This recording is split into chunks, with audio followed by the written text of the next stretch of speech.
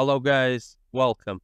In this video tutorial, we will learn how to find highest value among hundred or thousands value.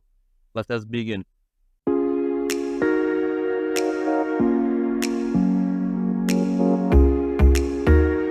And first step, click on the cell in which you want to appear your result.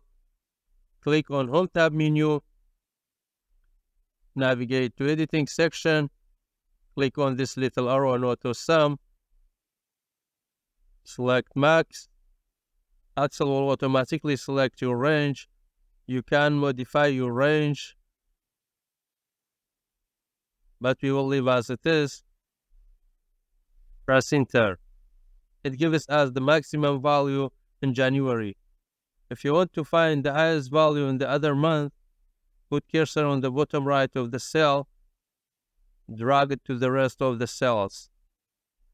These are the highest value of each month. Thanks for watching. I hope you found this video to be helpful. For more daily tips and tricks, subscribe us and don't forget to like the video.